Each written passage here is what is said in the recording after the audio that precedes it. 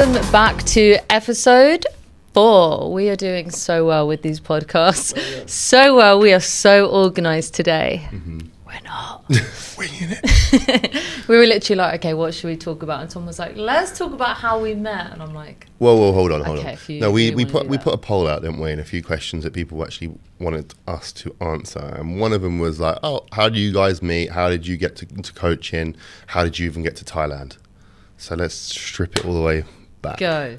Okay, so going all the way back to the beginning, we met the old-fashioned way, didn't we? In a club. Old-fashioned It was. way. Everyone's meeting online these days or whatever. Yeah, So we met the old-fashioned way. We met in a club, place called Cuban. Okay. First, I was at university. Yeah, I was on a night out. Yep. And then you was on a night out. But I'd definitely seen you in the town before. Like, I'd seen you out before because I recognised your sexy face. I didn't see you.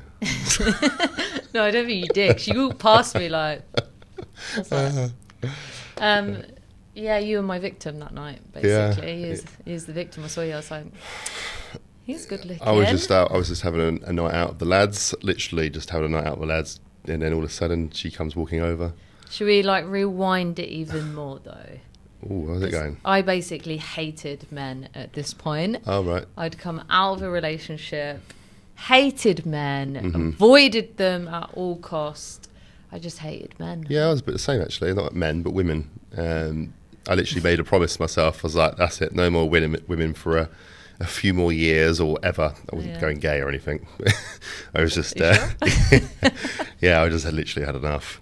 Past relationships. Say what you want But on this anyway, that podcast. night I went out and I was just having a good time. She comes over. A few drinks later on, yeah, Basically, we ended up getting really drunk. very drunk. I blacked out. I blacked out. And I woke up that morning fully dressed at my university house, and you were just lying next to me in my bed. But you were fully dressed. I was very drunk and I was fully intoxicated at that dressed, and I time. woke up and I had absolutely no idea you were next to me. It was like the scariest, wildest thing ever. And I just remember looking at you like, what the fuck? Yeah, I even woke up drunk as well, because actually when I left the bedroom, because you were standing like a place with all your uni mates, weren't you? It was my uni house, yeah. And I shared this with 5 other girls. Yeah, and when I left, what did I say?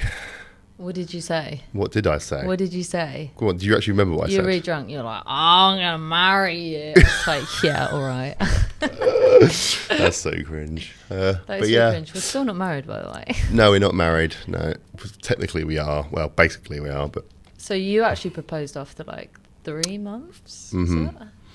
yeah. So after that, we won't go into what. Oh, wait, we need to Are we go going back into that? We'll go into that. So then what Tom actually did is he took his watch off and he left it on the side in my bedroom. Yeah, And what was the incentive of leaving the watch behind? that she'd have to see me again. Ooh, That's a good plan, that. that was a very good But then again, should we go forward what happened after that? Yeah, sure. So basically, I didn't know her name. She didn't know my name.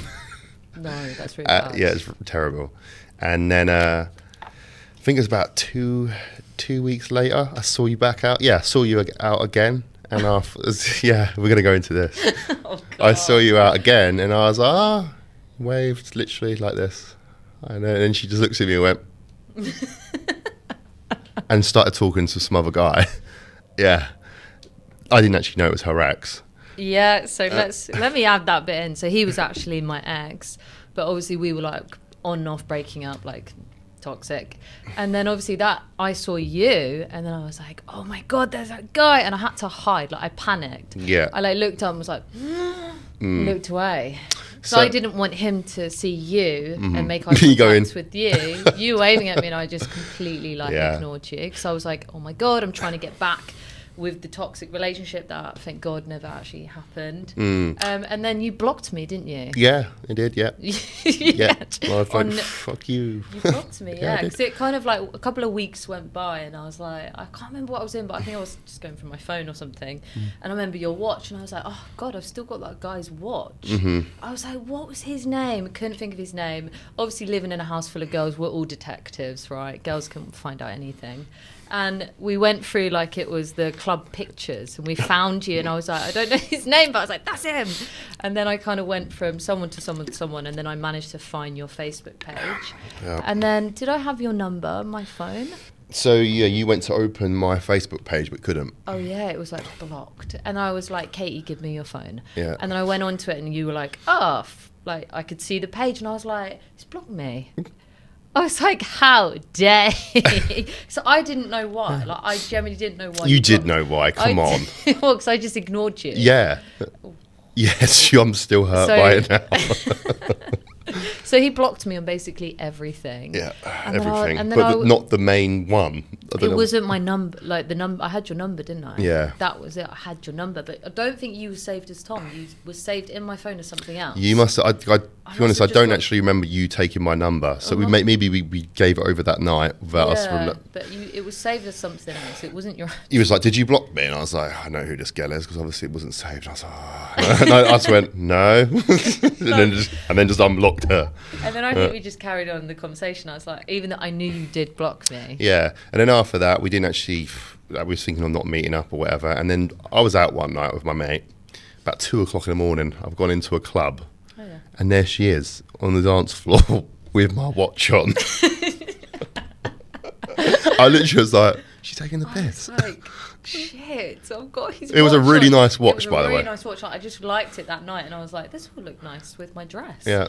So I had your watch on, and I saw you, and I was like, and you were like, "Yeah, I'm bringing it out to you." I was like, "You didn't even know I was coming." I was like, "Shit, I got his watch on." You'd forgotten about it. I just liked it that night, and then I saw you, and I was like, "I've got to give this guy his watch back." I was like, "It's gonna look like I've stolen it," even though you'd left it. And then I remember I went up to you, didn't I? And you was like, "Oh, here we go." I took it off, and I was like, "Here you go." Oh, yeah, I was like, it's like, you left this. Yeah. That was so funny. I remember that. I was like, "Oh my god, got to get it back." It's a nice watch. And then you got that watch stolen at football. So yeah, I did. did. Yeah. I was just gonna say, do you remember? I then got a phone call, and it was from the Flex magazine, and then they wanted to do an interview on our relationship and how we met. Oh yeah, hold on. Before we go, so there's a big gap between that though. Gap. Yeah, but if we rewind. So after that, let's just fast forward a little bit. But anyway, we got together. It took us about a whole year to get together. Yeah, officially. I didn't want to get with anyone. No, I didn't. Just come out of a relationship, and I was like, I'm not interested. I came to university. I was like, I want to get my degree. I want to get what I come here for, and then just leave. I didn't want to like be sidetracked with men. Like I was so focused in my life at that point. So there was one thing I wanted to do, and that was get my degree, get a really fucking good job in this fitness industry. And then I met you, didn't I? Yeah, it took us a whole year to get together. And then when we did get together, I proposed after 3 months.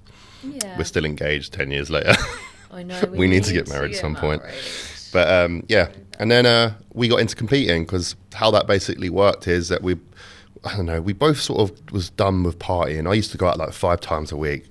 Like I used to party a lot. Yeah. Like, literally all my money would go. I'd lived like wage to wage, month to month. You just drink, didn't you? It was terrible. But then you did it as well, though. But I was like, yeah, you was at uni, had an excuse. I was at uni. I had no money. Like it was generally the poorest I'd ever been in my life, but I was the most happiest. What, even now? What, even now?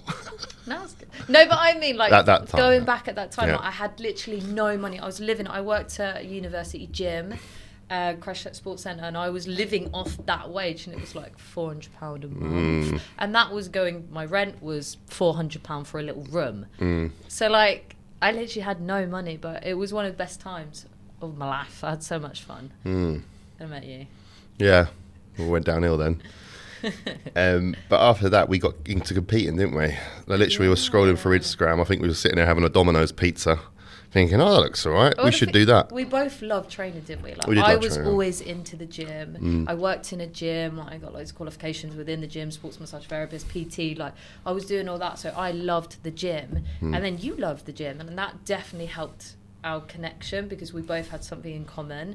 And then our Friday nights, do you remember, you used to pick me up and you'd be like, there's this really cool gym in Tankerton. Flexible. And I was like, yes, like going to the gyms. I loved it. And I used to come with you every Friday and we'd train legs together, wouldn't we? And then we get pizza after. No, we'd had fajitas. Why do you keep saying pizza? That was just for Oh, Tuesdays. that was maybe before that. We had a lot of pizza back in the day. We were drunk, we'd get pizza. Yeah. But no, before that, we used to go back to yours and then your mum and dad's and have Fajitas. fajitas. Yeah. Love There was that. them. Yeah. I got some good games with them. Yeah. And then we did our first show was Pure Elite, wasn't it? Yeah, it was in... I didn't actually make that first show. Oh, we already spoke about this. I did wait, but okay, we didn't make that one because I didn't know what I was doing and he killed myself.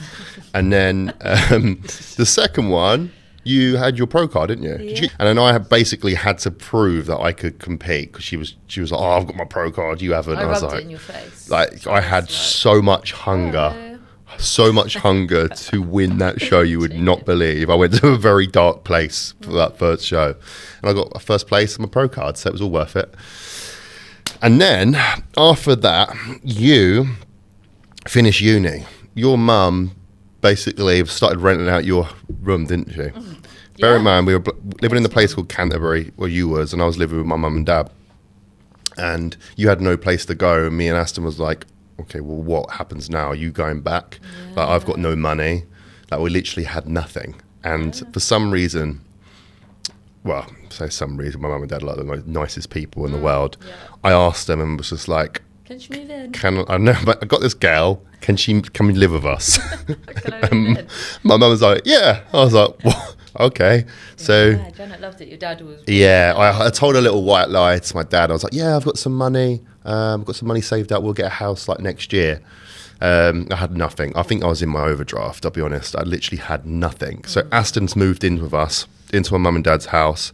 And yeah, we lived there for a whole year, didn't we? And it got to that got, you know, it was nice, but I could tell my dad... Great. We were living I could tell my my dad wanted his own space, and he was like, he literally sat us down, didn't he? He was like, right, what are you two doing? Time to leave now. Because you know, you're just working in the sales, which I actually wasn't getting paid for that, by the way. I worked 6 months. I won't go too much into that. I was working for someone that didn't actually get paid for 6 months. I had no money whatsoever. And then my dad was one day was like, right, what are you two doing? Like, you're doing nothing with your lives. He didn't say it like just like that, but it was pretty much like that. And he was like, look, Tom, you're giving away nutrition and training programs for free. Like, what are you doing? Because I was giving nutrition training programs to my friends, family, and completely free because I just love doing it and I like to see people progress. My dad was like, you need to start charging for that. Yeah. So at the time, there was no coaches. There was no coaching like around in our area. It was like, it wasn't really heard of, was it? And then you was like, why don't we do it together? Like, then we did, didn't we? Yeah, well, I had this idea. I told your dad, I was like, oh, what do you think about if we did this? Like, if me and Tom, like, maybe coach together, like, we could be a team. Your dad was like, brilliant, do it. And then I was like, Tom, let's do it. Let's help people. Let's transform their lives, body composition, training and nutrition programs. And then we set it up. It was like, to start with, it was like Tom and Aston's online coaching. Do you remember? That was the first Instagram. Yeah. And then we kind of, over the years, like, we've rebranded, and now it's TA coaching. Yeah. But stripping back, my dad actually bought us our first laptop. Because we literally had nothing, people. Like, literally, I was so skint. And I was like, I need to earn some money. And I didn't actually have, like, my work computer or anything. So my dad bought me a MacBook Pro, which we literally grew our business. Do we still have it now? Yeah, we do. I wouldn't throw it. It's like, I think it's however many years old it is, it's still going. But we built our business off that laptop. Yeah, we did. And so, phones. thank you, Dad. And some phones. But yeah, like, it's quite crazy to see how much we did grow in a short space of time since when we did launch it. Thank you, COVID. Yeah, I mean, in the first like few months, like, it was obviously we were the only ones in our local area, and I was giving out the programs anyway, so we had quite an influx of clients. So we're like, whoa, okay, this is working. This is doing all right. So you left that job, thank God, the one that you weren't getting paid at. Yeah, we won't go into that. Yeah, and then you actually started working in a gym. Yeah. And then this is where this story evolves. I needed to be on a full-time contract to get a mortgage Because remember, your dad was like, okay, right, you two, you need to leave the house. Get out. So then you got a new job, so you were working full time, but we needed 2 obviously good wages to get that mortgage. So I had to leave my sports centre job because it was just part-time hours. They couldn't offer me a full contract. So I managed to get another job within the university in the office. I hated it. It was, I used to finish work crying, didn't I? Used to wake up crying. I sound really spoiled, but it was an office job was absolutely not for me. It was very, very toxic. And that office was very toxic, but I don't want to go too far into it. No, go on. Let's put some name drops in there. Who did you hate from the office? So tag them. I'm not going to tell her name, but I hated her. So basically, there was one woman in this office, and she was the office bitch, and she hated me. I was kind of like this young one, come in, I was probably in my like 20s, and I come in and she just targeted me. She hated me. And I was like, what is wrong with this woman? Like, why is she such a witch? And she was so nasty to everyone else. And then eventually I ended up complaining to HR that she was bullying me. And then I managed to get her to apologise to me. It was a very good moment. If you ever get bullied, go to HR. Hopefully they saw it. But yeah, so long story short, like working in an office destroyed my soul. And then this is where the story gets good. So I ended up getting made redundant. Yeah. I got made redundant. But hold on. The plan was to leave that job anyway. Oh yeah, because it wasn't. You just got made redundant before Christmas. And wasn't I cried. It? Yeah. I cried. And then she come home and she started crying. I was like, why are you crying for? You getting redundancy payout, and also as well, you didn't want to do it, did you? So no, I hated it. I hated working in an office. But that was a blessing in disguise. Absolutely. So the story continues.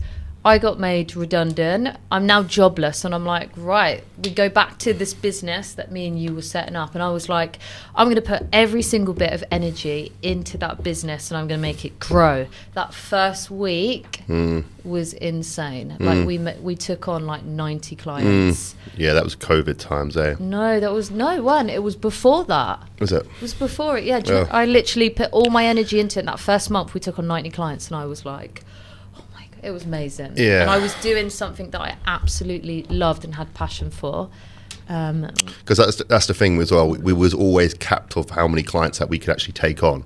Oh yeah, I was hitting burnout, and I was like, Tom, I can't take on any more. Because what we learned very easy is, you can have a lot of clients, but if you're not delivering a service to them, they're going to leave very, very quickly. Yeah, so absolutely. We always make sure there is a limit of how many clients that we can take on. Like people will say have I got 3 spaces remaining? Like if we say we've got spaces remaining, we have those spaces remaining. Because we've hit burnout before. Oh, it was in COVID. We've done it a few times. It was in COVID. Literally, we were working flat out all day, every single day. Crazy. And it was like literally no life. We've done that. And I actually stopped training because I was like, I've got so much work to do. I need to get back to the clients. And I actually stopped.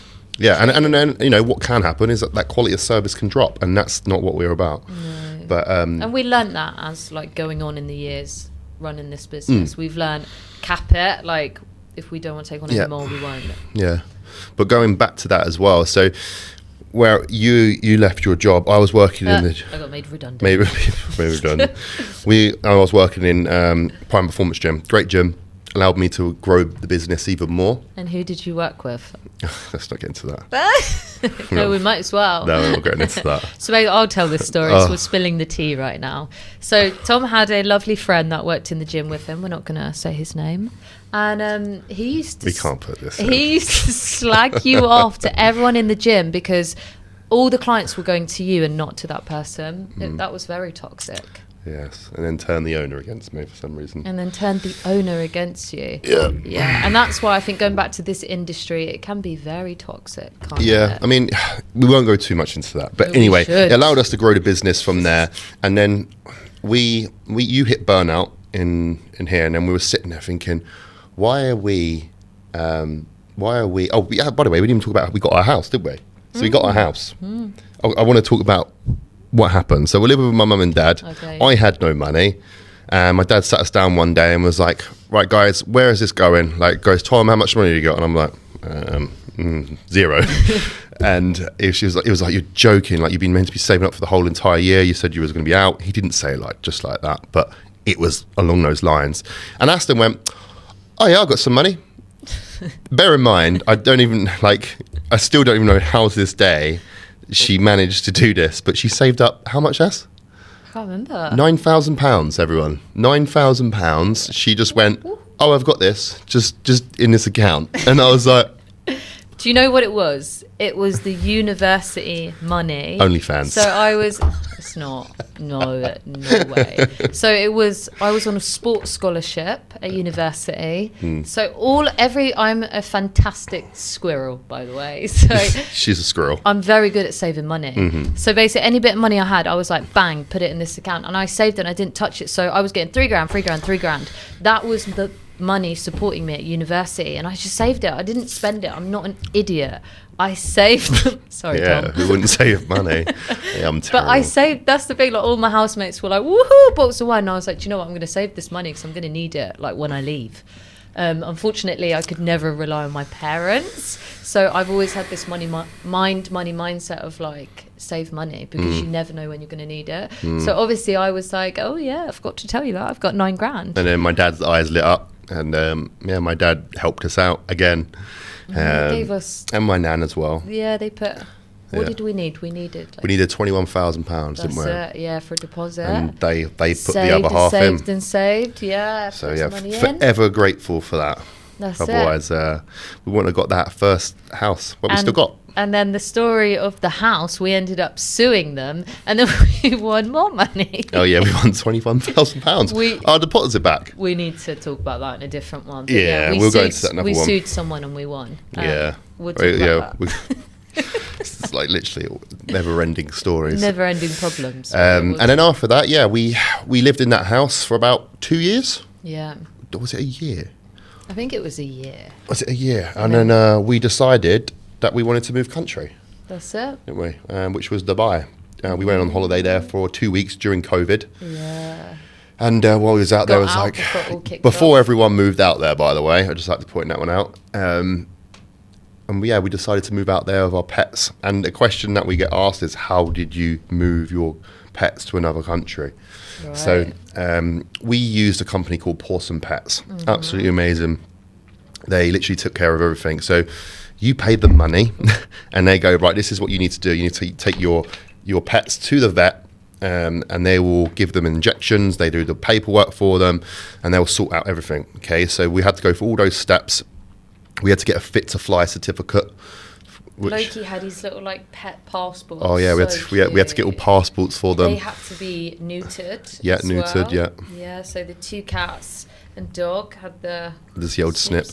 Yeah. He felt so sorry. And bear in mind, like my pets were. He was only like a year. He was a year old, wasn't he? No, the 2 cats. They were a year old, and then Loki, I think he was about 9 months. So he was just around. He was just old enough to fly because I think there was a certain age. And then one of our cats, when they were being castrated, his testicle was inside his body. Yeah, of course it was. That cost more money. So we had to have another little operation to get the ball out of his body, but hopefully that doesn't happen to anyone. Expensive. But they are our babies. Yeah. And then we were never going to sell them. We were never going to leave them in the UK. Like wherever we go, our little fur babies come with us. Yeah. So how it worked is basically once you've got all their injections, and obviously you try and fit your flight around their flight. Yeah, they have like coordinators that will look at the logistics and say, okay, like you're going to stop here. So Loki went from UK to Turkey to Dubai, and he would go in cargo. So a lot of people think that they're drugged, and I also thought this as well. I thought you drug them, they fall asleep under the plane, but obviously that is actually very dangerous, and you should not be drugging any animal. So Loki, bless his little soul, and the 2 cats went into cargo, which is under the plane. Basically how it works is that we dropped them off at this farm in, I think it was Gatwick, leave them there. So Loki actually boarded that flight that night, okay, and then we got that flight that day. So Loki was just like a few hours behind us. So we went to Dubai, we got settled, and I think it was like a few hours later, Loki turned up in the back of a car, and he was just like, oh my God, I could see how shocked he was, and he was a little bit confused. Didn't know. Got to remember, guys, he's like gone from England's temperature. I think we moved there in the winter to Dubai heat. But you can only fly animals at certain times of the year. But still, it's still hot. Yeah. Oh, of course. But just letting everyone know, if it's like smack bang in the middle of summer, not happening. Too hot for them. And the cats, they had to quarantine for 2 weeks. Yeah. I'm not too sure if it was something to do with COVID. I know that sounds really stupid in pets, or they stayed there for 2 weeks, quarantined by themselves, and then 2 weeks later, they turned up. So once they arrived, again, they were like, whoa, what's going on here? Tickles had all shit all over him. Yeah, Tickles come out of the cage and there was shit everywhere. So we had to put him in the shower, showering. Yeah, but apart from that, they were all literally really fine. So if you are thinking about flying your pets abroad, to Dubai, it can be done, but it does cost you a lot of money. And then, obviously, from Dubai, do you want to explain how we got them from Dubai to Bangkok? Okay, yeah. So obviously, we explained our time in Dubai. This is the next adventure. The next adventure was a slightly different process, getting them over. The biggest worry for us was Blue put a lot of weight on living in Dubai, because our apartment was quite small compared to one in the UK. He had a bit more run-in space, and he put a lot of weight on. Well, you definitely kept overfeeding him. Let's not forget about that. Maybe. You were bulking the cat up. But anyway, we took whoever's blame it is. But anyway, we took him to this Fit to Fly place, didn't we? They weigh them, they do the assessments on them, and we were panicking, thinking he is so overweight. I was like, he's not making it.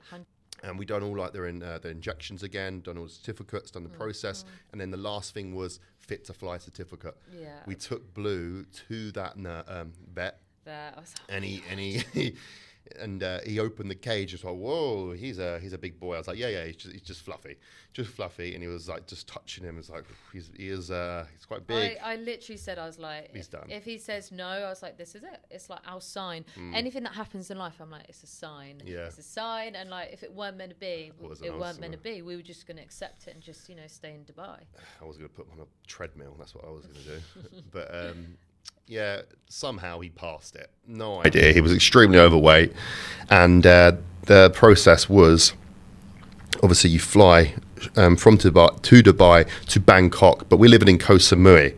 So what we needed to do, because they're asking, I'll tell you how much they were asking for, how much money they were asking for to fly them from Bangkok to Koh Samui was £4,000. That's what they were asking for, which was about an hour's flight. That's what they were asking for. So it was a crazy amount of money. So what we thought is that they could fly to Bangkok, and that's where we would stay for 3 days with the pets in some nice little place, wasn't it? Just allowing them to acclimatise. I did look at a train. So we did look at other options, didn't we? Train. I was like, can we get a train? But obviously, to get to this island of Koh Samui, you have to get on a boat or fly. But in those small planes, pets aren't allowed. So we had no choice. We were like, we're going to have to drive. Yeah, so they could fly there. Could they fly there? No, they couldn't. They couldn't fly there. Yeah, they could fly to Bangkok. They could drive there. Yeah, not on the other plane. Yeah, so they can't fly to Bangkok to Koh Samui, but they can drive and be delivered. And we were like, well, we might as well do that ourselves. Yeah. So we rented out a big truck.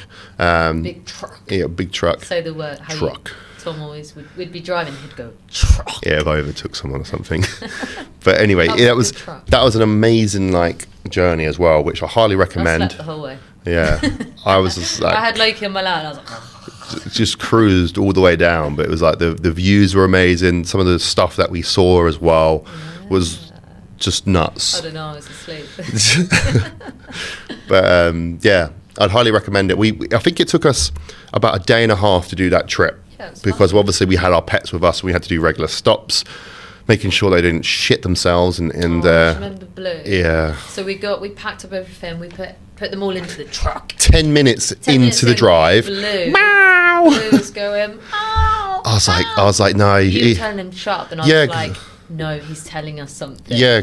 And then he wouldn't stop for 5 minutes, and I was like, he needs to take a shit. Yeah. And then he took a shit. He took a shit, yeah. He took a shit. So we had to. I was like, it stunk. So we had to pull over on the motorway, Cars were going by us. I didn't think about it. Like, got to bear in mind, this animal has gone from Dubai, living in an apartment, and I've just taken him out on a main road in Thailand. Cars are going by, and I'm like, yeah, go to the toilet in your little cat little box. He didn't go. So we changed the tactic. Yeah, we basically put the cat litter box in the back of the car, let them just roam around in the car, and they went in the toilet. So and obviously, it did smell. Take away from this, put the litter box in a car if you're traveling with them, and then they will just go. They'll just go. So no, so little stress-free environment. And then we drove down to a place called Suratani. It's not Surat Fanny, I was calling it Suratani. So we've been saying that wrong for ages. Yeah, I said it wrong. But anyway, Suratani. So we stayed there, didn't we? In this, it was just middle of nowhere. It looked like the Amazon jungle, didn't it? Yeah. It was wild. So obviously we've turned up with our pets. Everyone's looking at us thinking, oh, what the fuck are these people doing? Yeah. Like, you don't see a lot. We stand out. Like, we did. We stand like I got my 2 little cats in here and my dog. But yeah, it was an incredible experience, and I'd highly recommend doing that. Yeah. Like even without pets. But it's funner with pets. Yeah, it's funner with pets. And then we went from Suratani to Koh Samui. So I think it took about a day and a half. Yeah. So then we got the truck. You put the truck on the ferry, really easy. You just drive onto it. Yeah. And do you remember we were there for about 30 minutes, and I was like, "Oh, why are we not moving?" And we were already like halfway across. Yeah, that was on the ferry, weren't we? I had no idea. I was like, "Wow, this is really peaceful." It didn't even feel like we took off. We don't take off on a ferry, but you know what I mean. Drive off, boat off. What's the word? Drive off. What is it? Sail off. That's sail off. That would do. Yeah. You know what I mean. And then we started our lives in Koh Samui. So that's how we got here, people. It's quite amazing when you actually, when I hear myself say it, it's mad actually how we've done it. You get made redundant. Thank your lucky stars, because it will be the best thing that will ever happen to you. Remember that. Everything happens for a reason. 100% everything happens for a reason. So. One of them, the first one I'm going to ask you is someone asking, can I just do sit-ups to get abs? This is something that I get asked. Is also I get a random message like, "Oh, I'm doing all these exercises for my abs. Like, I'm doing how many sit-ups per day, and I'm not, they're not developing. I can't see my abs." I'm like, okay, well, how's your nutrition? They're like, well, eat this, that, whatever. It's just crap. Like, they're just not tracking or anything like that. So that's the problem. Okay, guys, it's you can do all the sit-ups in the world, but if your nutrition is not on point, you will not have abs. Okay, but do you know what gives me the ick is when there's people promoting programs. 5-minute abs or something. 5-minute abs. And these people are like, I'm going to get abs in 5 minutes if I follow that. Absolutely not, guys. Like, if you have a layer of fat like I do right now over my abs, you won't see them. You need to get rid of that body fat, being in a calorie deficit, and then you may have some nice little ab definition. You can, by all means, do exercises to thicken your abs, make them stronger. But yeah, it's all about your diet. That brings me on to something as well, to be fair, because I never trained abs. You've got really good abs. Yeah. Like, I'm not just saying that, but your abs are like, if you look at them, they're really symmetrical. Whereas I've seen some other people's and they're like slightly wonky, but your abs are solid. That's just genetics. You got good genetics. Thank your dad for that. Yeah. Okay, so the next question. Someone asking, how quickly can I lose 10 pounds? Guys, it's all about the amount of effort you put into your program. When you drop body fat, you have to give yourself enough time, and we preach this so many times, to give yourself enough time. The program has to be sustainable, and if you want to drop body fat in a healthy way, you need to be doing this over a long period of time, because otherwise, if you drop body fat too quickly, you will lose muscle, which is not what we want to do. So it's not about how quickly can I drop 10 pounds of body fat. It's you want to rewire that question and be like, how can I lose 10 pound of body fat and make this sustainable so the body fat don't come back? So to answer that question, I like to say to clients as well, because what can happen is you put like numbers on results. For example, I want to drop 10 pounds, I want to gain 5 kilos of muscle. And what can happen is you just stress yourself out. So on a weekly basis, you're like, oh, why is the scale not dropping? You know, you think you should be making more progress, and like you can just make the whole process very stressful. So focus on your lifestyle rather than the actual results. Like living a healthy lifestyle. That's it. If you focus on living a healthy lifestyle, the results will follow. Simple. Like you make sure your nutrition's on point, your training's on point, your sleeping's on point. Your body will get into shape. But if you're just there, just like, oh, when's this going to happen? Blah, blah, blah, blah, blah. Like, you're just stressing yourself out. It will happen, but be patient. Can I eat whatever I want to work out? Can you eat? Yeah, of course you can. If you want to, just carry on looking the way that you are. So, you definitely can eat what you want. If you are happy with how you're looking currently. Ooh. If you want to make change, then you're going to have to make certain sacrifices. I'm not talking about just eating chicken and broccoli for the rest of your life. I'm just talking about maybe just cleaning up a little bit. People are like, you can eat whatever you want as long as you're in a calorie deficit. No, it's all about nutrient-dense foods. And the reason why we can back this up is because we have been doing it such a long time. Like, yeah, okay, if your body's in a calorie deficit, you will lose some kind of fat. But we've been through this. Like, you need to make sure you're getting your micronutrients, your antioxidants within the good nutrient-dense foods. If you don't, like, and I see this all the time, like, look at their hair, look at their skin. Like, people that eat shit, generally, like, you can see it, they all have like hormonal issues, they've got imbalances, they have acne all over their faces. That's because they're eating whatever they want. And of course you can be skinny. I mean, that's the thing, like, just remember, your body wants to eat natural foods. Like, if you're eating like a load of fucking processed shit, your body's not going to like it, and it's going to show. You know, it's going to show in your performance, it's going to show in your body composition, it can show it on your skin. Skin, always. So try always try to stick to like natural organic foods, because it's going to be more beneficial for you. If you're comparing to processed foods to natural foods on trying to keep yourself nice and full. You know, for example, if you've got I don't know, what's like a Pop-Tart or something like that, and then we used to eat them. I know, I've got nothing wrong with Pop-Tarts, but I'm just trying to say, like, it's, you know, you've got your processed carbs there, and then you've got your, I don't know, potato. We all know potato is definitely going to keep us fuller for longer. All right. Oh, sweet potato. All right, but that Pop-Tart might taste nice. That's the problem. That's the sacrifice that you need to make. That's it. So, you know, it's you got to be selective of what you eat, because it's going to be more beneficial for you. You know, just keep it simple.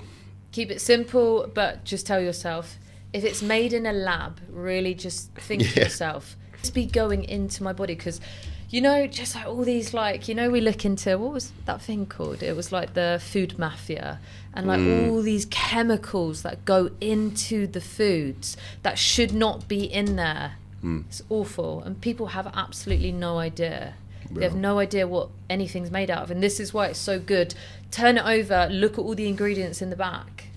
Like, if there's over more than like 20 ingredients, it's like it's full of shit. Don't eat it. We sound like Eddie Abuna. I don't believe everything that he says, but he tells me to eat eggs. I'm intolerant. I can't. Dickhead. And it's women saying, I don't want to lift weights because I don't want to get bulky. I don't even, where has this come from? Where has it come from? Does that annoy you? Because it annoys the hell out of me. I think when women say that, you know, it sounds quite, I don't want to come across arrogant, or that's not the word, but it's just they don't understand the process or you know, of what happens. That's it. You know, they might see some women that have been training for like number of 20, 30 years or whatever it is, and they're just like, you know, they're jacked. But that's their goal. That person's goal is to be jacked. That's what they've been working on for years and years and years and years, decades and decades. So when that person sees them, they're like, they look at them and they're like, I don't want to be that bulky. And it's like, well, that's not your goal. You know, and you've not been lifting for that amount of years. You're probably not eating enough calories to even build that amount of muscle. You know, potentially they could be using enhancements. That's not what you're going to do. So yeah, when I hear people say like, I don't want to get bulky, I'm like, there's not a chance. You don't know how to get bulky. You're not just going to get there like fluke. The body is meant to go out, and it's meant to, exercise. It's meant to be Partay. stimulated. No, not partying. I'm going back to like the caveman sort of style. It needs to be stimulated, and if you're not stimulating it through resistance training, it'll look like a shit. Can I get a program from you, but I don't want to pay? Fuck off. That's all that needs. It sounds really bad, but No. like, even my family now, I'm like, I'm not doing it for free. I've given you so much advice. I've given free plans all the times to all my sisters, and now I give up. I think when you're starting off, it's a good idea to give away free programs if you're a coach. Okay, because that's what we did. But the only problem with that, people don't value that. They don't appreciate because it. they're just like, oh, it's free. I have invested it as it is what it is, and Yeah. it's very rare that you get them to put that effort in, which you want, because obviously you want them to progress, show their transformation. That's it. It's your best mate. It's your family. Yeah, but I always think if it's for free, They they won't value will it. not value it. They won't appreciate it. They just won't. yeah, we've done that. So Yeah, no, we're not doing it. Don't ask us for a free program because it's not happening. yeah, no. It's, Sorry. the thing is as well, it's like for your own interest as well. Like if you pay something, You're gonna if you pay value for it. something, you're gonna give everything for it as well. Absolutely. You will appreciate So it works both ways. I think you appreciate something so much more if you've invested into yourself. If like it's free, you're like, oh, I haven't paid for it. There's no point. Someone says, I've missed a workout. Can I double up the next day? So can I do 2 workouts in one day? Okay, yeah. So this happens quite a lot, to be fair. For example, you got a busy day or whatever, and you can't make that workout, and then the next day you're like, right, I'm gonna go and train twice a day, or I'm gonna put those sessions in together. Like, I recommend you do not do that, because all you're going to be doing is burning a hell of a lot of calories in that day, which after those sessions, that your body then is just going to be in a huge deficit, which can cause you to, increase those cravings and go off plan. And also as well, your sessions throughout the week as well, for a few days after that, they might suffer because you've just created so much fatigue and stress on that body. So just go, look, I'll get it another time. It's not going to be the end of the world if you miss that one workout through the week. I really need to drink water because I much prefer energy drinks. What are your thoughts on that? Now, water is going to help with your digestion. If you're in a gaining phase, it's going to help you, consume that food. It's also going to help you digest that food. And in a fat loss phase as well, it's going to keep you full. I know that sounds terrible, but if you're drinking a good amount of water, it's going to keep you fuller for longer. It's also going to help with your performance. It's going to help your recovery. It's going to help your focus. Absolutely. Overall health. And if people hate drinking water, I like to put a bit of lemon in it, or like the 0 sugar juice. Put some of that in there. The best thing as well when someone goes, "Oh, I haven't. I'm struggling to get my water in." Yeah. And then at the end of the week or in the check-in, they say, "Oh, I had a bottle of wine that evening." So you're fine getting that bottle of wine in, but you can't get that 2 litres of water in per day. Well, wine tastes better than water. Maybe you get some wine-flavoured water. You don't really drink wine, do you? No. The wine that I really enjoy having with dinner is Pinot Grigio. Obviously, when I'm prepping, I don't drink any wine. But wine is, wine or water. Or the guys that are like, oh, I can't get any water in, but I can drink 10 pints on that Friday night. You don't drink beer, do you? No, I don't like drink beer. I like a nice strawberry daiquiri. I can't have it. Yeah. No, I don't like beer. Cider's nice. That's sweet. I don't actually like alcohol. No, I don't really. We like strawberry daiquiris, so don't we? Yeah, they just taste like frozen strawberries. They are dangerous out here in Thailand. Don't drink them. Ooh, get really drunk. When will I start to see results? I want to see them very quickly. Yeah, so I actually put this on my story today. It's, expectations. Let's say like a building muscle, which is a great one. I think that's definitely harder. A gaining phase is harder for someone than it is a fat loss phase, because in a fat loss phase you see that progress week to week. Every single week. But in a gaining phase, you're not going to see that on a weekly basis. Yeah.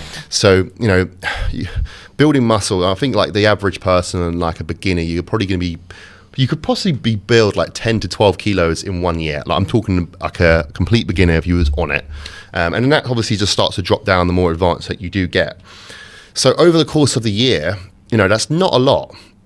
It's not a lot, like considering on a weekly basis, you don't want to be seeing that weight going up every single week, because muscle takes time to build. Yes, it does. So you have to be patient. That's why you're not going to get bulky. And you need to give everything that your body needs to grow. Yeah. If you don't, you will not progress. Just focus. I always say, just focus on your performance in the gym. Don't always just look at, because otherwise you're going to be looking at yourself on a week-to-week basis going, oh, I'm not changing, I'm not training.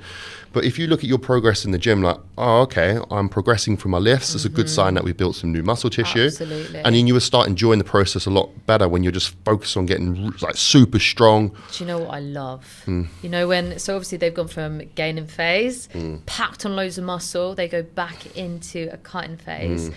Strip back all of that fat, and I'm just like, yes. And you can see how much muscle they've built, and I love showing the clients. I'm like, this is the start point, you've gone through, you've trusted the process, and look at us now. And then they're winning shows. It's like one of the best, you know exactly who I'm thinking about as well, the client. We've just got, I just love that. I love it when they trust the process, follow the plan, and then they get to that. I think my favorite phase is probably post fat loss phase or post prep, because like they've been dieting for months on end, and then their insulin sensitivity is crazy high, and then you just push some calories going into your gaining phase, and their body just goes, they just explode, and their strength and performance goes through the roof. Their body composition is like improving on a weekly basis.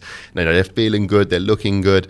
That like little, I always say it's like that 8-week little window post fat loss phase. That's when you see like the most progress, and you can build a ton of muscle in that time. So make sure you make the most of it. But going on to that subject, I think men, absolutely. But for women, mentally, that's slightly more challenging, because they've been in a deficit for so long. And then when we rewind that, and then they start to gain that healthy body fat back, mentally, it's a lot harder for women. And we know this. Yeah, going into a fat loss phase, they've been dieting for months on end. To come out of that fat loss phase or prep, and you now need to move into like a maintenance reverse or more calories. And for someone, it can be really tough, because they're seeing the scales go up, and for months on end they're trying to get that scales to come down, and mentally up here it can be so challenging. So mentally it can really play with you, and this is why you should not leave your coach. And that's it, as well. And you should definitely have a coach and a plan in place for that post show or fat loss phase, because otherwise you can spiral out of control. You could binge, or even like worse than that, where you starve yourself. Can I just do cardio because I don't like resistance training? It depends on your goal, Absolutely. At the end of the day. So their goal is to look good. Then what you think looks good, eh? I mean, if you're going to just do a ton of cardio, then you're just going to turn into a stick insect, aren't you? And do you think that looks good? Personally, no, I don't. You need a session, because you want to go into that weight session with lots of energy. You want your performance to be the best it can be. If you're going for a run before your actual workout, you've just created lots of fatigue and stress on that body, and you might be even going hungry into your session, which you don't want. So I'd always suggest just leaving your cardio after your session. I just spat. You just spat on the table. But yeah, always leave your definitely. I think going on to that, your body composition will look so much better by lifting weights. People don't realize this, but when you lift weights, it's shaping your body. It gives you shape. You build muscle. You build the shape. If you're just doing cardio, you're like this by the end of it. You're just like skinny. And like my physique has always looked the best by being really, really consistent with weight training and building muscle. Yeah, I think for women, they're generally scared to lift heavy, because they feel like they are going to get bulky. Yeah, you don't just blow up overnight. It takes a lot of time to grow muscle. So, and you've got to understand as well, doing resistance training, you burn a hell of a lot of calories in that session, even a day after that as well, because your muscles are broken down, your body's then repairing that, it's using calories. That's what the best thing about is resistance training. And do you know what, I hear a lot of people, they message us, I had a message today, and they were like, I really want to tone. Oh yeah, tone. Yeah. Basically, I'm going to explain this. So if you want to tone up, you basically want to have low body fat and you want to have lean muscle. So what they're trying to say is they want to be lean. They want to be lean. Toned basically means lean. It means having low body fat and a nice lean muscle to your frame. Yeah, I think they're scared to say, I want to build muscle. That's generally it. When someone says, oh, I want to look toned, they're just too scared to say, oh, I want to build some muscles. So they just think they're just going to get like this. Yeah. It is, like you just said, it's just dropping body fat and trying to build more muscle. Build more And you do muscle. that through resistance training, guys. Like, you've got to be making sure you're training hard. Yeah. If you're not going to look toned. Like, it's not going to happen. So train hard. I'm really enjoying my training at the minute. Yeah. You I feel like just- we're back into it now, aren't Yeah, we're in like a really good groove. Like, see, I'm really enjoying it. We have legs after this podcast, don't we? Ooh. Okay, so that is the end of podcast number 4. Let us know. Head over to our stories what you want us to talk about, because we're trying to come in here every single week, and sometimes it's quite hard to think of things to talk about, even though we have loads of stories. I'm just waffling now. Anyway, see you in the next episode.